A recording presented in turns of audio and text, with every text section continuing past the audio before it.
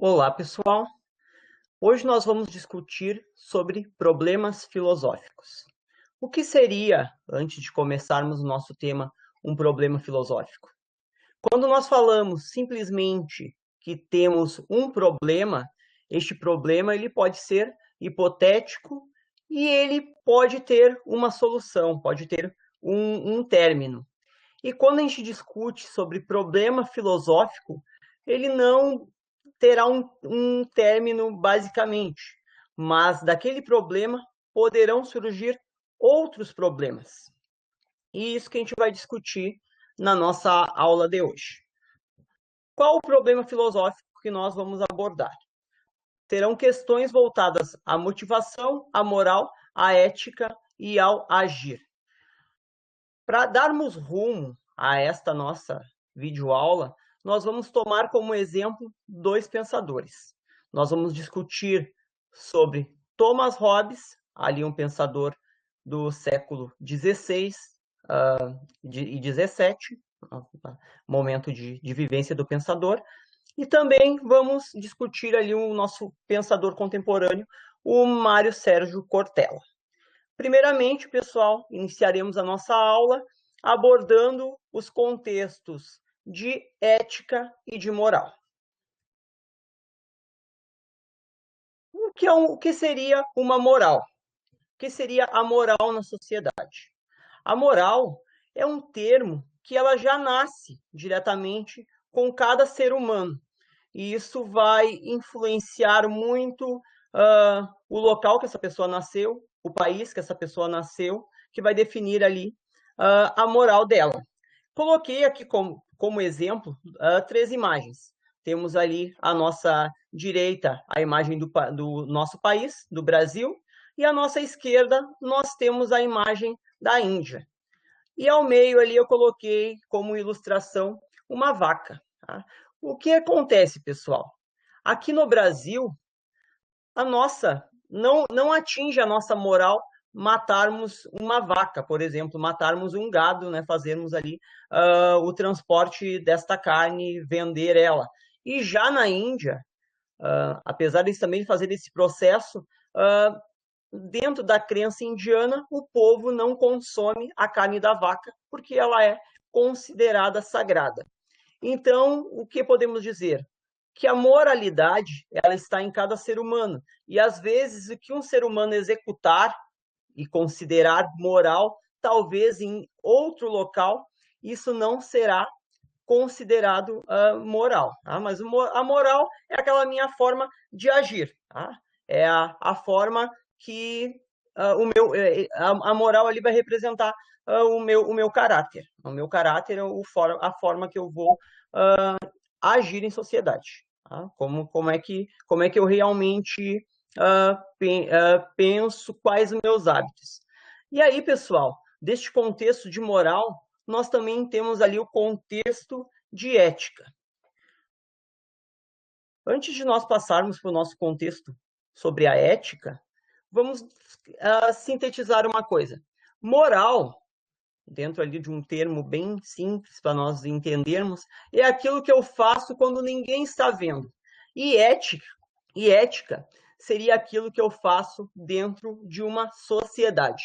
Para explicar para vocês o contexto de ética, coloquei ali duas imagens também. Observem ali no nosso lado esquerdo as pessoas em trajes. Ali são trajes de inverno, mas foi relativo, assim, foi aleatória a imagem escolhida, tá? Isso não está influenciando. E do outro lado nós podemos ver um homem nu. Digamos, então, pessoal, que dentro da minha ética, ela vai ser construída dentro de uma lei em si. O que a lei em si trabalhará? Não é permitido eu sair no local público sem roupa, por exemplo, né? Seria ali um atentado ao pudor. Mas em casa, por algum motivo em si, se eu quiser andar nu por algum costume, alguma coisa, isso não vai ferir a minha moral, mas a minha ética será ferida se eu sair na rua fora dos termos ali destinados. A ética também, pessoal, ela trabalha de acordo com as nossas leis. Mas será que tudo que eu praticar, que estiver dentro das leis, será ético e será moral? Aí, dentro deste termo, pessoal, eu converso também sobre o contexto de motivação do nosso filósofo Mário Sérgio Cortella. E acreditamos, assim, que a motivação, o modo que o ser humano desenvolve o seu pensar, o seu agir, a influência da família, a influência da sociedade, vai futuramente influenciar na escolha do que é ético e do que é moral e da forma que vai agir em sociedade. Nós já vamos entender isso com mais intensidade. Vamos começar aqui por Thomas Hobbes. Thomas Hobbes, ali, na sua a frase bem famosa, ele diz o seguinte: o homem é o lobo do homem. Pessoal, pensando Thomas Hobbes, século XV e XVI, época de grandes transformações na Europa em si, né? Grandes conquistas e tudo mais. Ele acreditava que o ser humano precisava de um líder, e este líder, ele precisava ser absoluto, um líder supremo, que ia governar a sociedade de modo que essa não se desvirtuasse. Não dava para deixar a sociedade na mão de determinadas pessoas, porque poderia virar ali bagunça. Então, ele acreditava que sim, que o ser humano precisava de um líder máximo.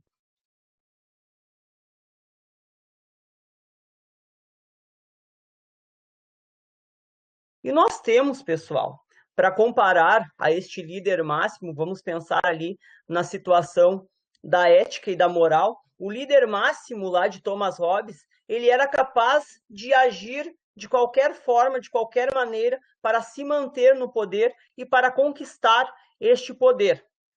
E para nós assimilarmos este pensamento de Thomas Hobbes, eu trouxe aqui uma situação de um livro, O Porco Filósofo, do Bagini. Vou ler para vocês aqui o que diz a citação do livro e já explico a história também. A citação do livro diz o seguinte: a alternativa é dizer que o fim não justifica os meios. Reparem que Thomas Hobbes dizia que os fins justificavam os meios. Aqui nessa primeira frase nós já podemos observar que alguma coisa não está em conformidade com o que Thomas Hobbes falava. Seixas devia se recusar a cumprir a ordem. Ele vai morrer e o prisioneiro sofrerá ainda mais, mas é a única escolha moral disponível para ele. O que acontece, pessoal, nessa situação hipotética do livro O Porco Filósofo? É um problema em si que está exposto que o personagem ali, o Seixas, ele é um soldado, né? E ele tem um líder máximo. E esse líder vai decretar a ele o quê? Que ele tem que eliminar uma jovem, mas seria ali uma espécie de xenofobia. Seixas, pela moralidade dele, ele não acha justo eliminar aquela jovem, mas pelo pensamento ético, porque ele recebeu uma lei, ele deveria eliminar aquela jovem. E além de eliminar aquela jovem, antes dela ser eliminada, ele deveria abusá-la dela, ele deveria estuprá-la. E isso não era coerente com os pensamentos de Seixas. E ali vai começar a nascer um problema filosófico. Por quê? Ele vai começar a discutir, por exemplo, será que isso é certo? Será que eu vou a favor da lei ou eu mantenho aquilo que eu acredito, a minha moralidade? E se eu mato esta jovem? Será que se eu matar essa jovem e depois me suicidar, será que vai ser uma escolha melhor, mais objetiva? E se eu simplesmente não matá-la, eu me suicidar, será que ela não vai sofrer mais depois? Por causa que daí outra pessoa que não fez o que eu faria, que não Eu não cumpri, né? Mas a outra pessoa, será que ela não vai cumprir, não vai fazer? Pior ainda, não vai ser pior para aquela jovem? Então, daí nascem ali grandes problemas filosóficos, que é a situação ali que o personagem, o Seix, ele tem que tomar em vista daquela situação. Não diz ali, não tem um término essa história, é mais assim para pensarmos o problema filosófico. Seguindo, coloquei aqui o pensamento, agora pensando ali em motivação, do Mário Sérgio Cortella, que diz o seguinte: somos seres que têm de construir a própria realidade. Mário Sérgio Cortella, trabalhando em cima deste contexto, dizendo que somos seres que devemos construir a própria realidade, ele dá muita autonomia, digamos assim, ao ser humano em decidir, em fazer as suas escolhas, o que é certo, o que é errado, indo totalmente contra, digamos assim, ao que Thomas Hobbes plantava lá, ou também não está indo contra, né, pessoal? Porque quando Thomas Hobbes diz que o homem é o lobo do homem, também, de certa forma, ele está dizendo que o próprio homem é capaz de se deteriorar, né, de se perder devido às suas atitudes. E Mário Sérgio Cortella, de certa forma, ao mesmo tempo que ele concorda, ele discorda desse pensamento de Hobbes, né? Mas a gente já percebe nas frases, nas falas, nos livros de Mário Sérgio Cortella, que ele tem outro olhar, né? Tem um olhar ali mais liberal, digamos assim, voltado à sociedade. E agora vamos ver, pessoal, como essas práticas dos problemas filosóficos podem estar presentes no nosso contemporâneo, além desses fatos que nós já comentamos. Eu criei aqui uma situação hipotética para nós refletirmos. Há uma situação que é bem fácil de acontecer no nosso dia a dia, ainda mais com o nosso trânsito que nós temos. Aqui eu coloquei para vocês a imagem de dois carros. Eles colidiram. Pensem no seguinte: o carro amarelo estava em baixa velocidade numa via. Ele vai fazer o quê? Vai fazer uma ultrapassagem. No momento que o carro amarelo foi fazer uma ultrapassagem, ele não percebeu que o carro azul estava vindo na faixa, já tinha iniciado uma ultrapassagem e acabaram colidindo. Pensando nessa situação hipotética, pessoal, quem é que está errado?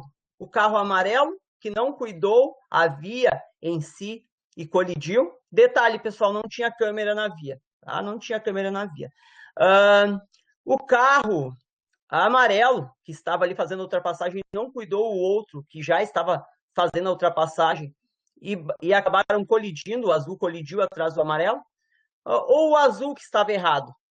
Qual deles estava errado? Então, pessoal, vamos pegar aqui o contexto moral do carro amarelo. Observando, ele está errado, obviamente, né? Porque não cuidou a via de acesso no momento de ultrapassar e não viu o carro azul, e ele ainda não tinha desenvolvido ali uma marcha suficiente para conseguir ultrapassar aquele que estava em sua frente. O carro azul bateu atrás do carro amarelo. Se nós pegarmos e observarmos lá nossas leis de trânsito, elas dizem o seguinte, tá? Para critérios em si, ainda mais que não tinha câmera, como foi comentado, que quem bate atrás é o culpado. Mas tanto o motorista, né, o condutor do carro azul, quanto o condutor do carro amarelo, sabem que o errado naquele momento ali, por diversas situações, seria o carro amarelo. Aí vai caber ao condutor do carro amarelo decidir se ele vai assumir a sua culpa ou se ele vai se aproveitar daquela situação, né? Ele conhece as leis de trânsito, talvez ele queira se aproveitar da situação. Isso descontando, né, pessoal, sem levar em consideração ali contexto de brigas e tudo mais que podem gerar ali violência no trânsito, mas ele vai descartar essa situação e vai decidir, caber a ele, coube a ele a decisão de decidir se ele assumia sua culpa, o carro amarelo, ou se ele se aproveitava da situação da lei e fazia o condutor do carro azul arcar com todos os danos. Então, pensando nessa situação hipotética, que o condutor do carro amarelo ele agiu moralmente, ele vai o quê? Vai dizer para o condutor do carro azul, não, realmente, eu estava errado, estava em baixa velocidade, fui tentar ultrapassar o carro, por isso você colidiu.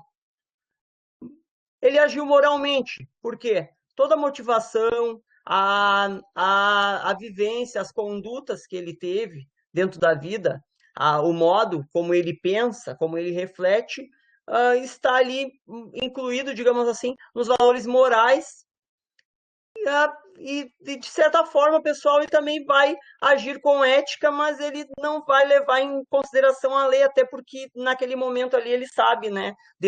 Dentro dele em si, fala que ele está errado, né? Ele sabe disso. E também o que acontece dentro desse meio, pessoal, quando ele assume essa culpa. Acontece ali a situação de empatia do condutor do carro amarelo com o condutor do carro azul e vice-versa. E todo esse nosso contexto que nós conversamos até aqui de ética, moral, do agir em si, da motivação, eles se unem neste contexto, dando ali um aparato a esse nosso problema filosófico que nós iniciamos lá no começo da nossa apresentação. Então, aqui também, digamos, gerou um problema filosófico com essa colisão, e esse problema filosófico poderia ter diversas situações e diversos critérios para serem avaliados e diversos términos. Ok, pessoal? Muito obrigado pelo espaço. Obrigado, professoras, pelo espaço de apresentação. Um abraço para todos vocês.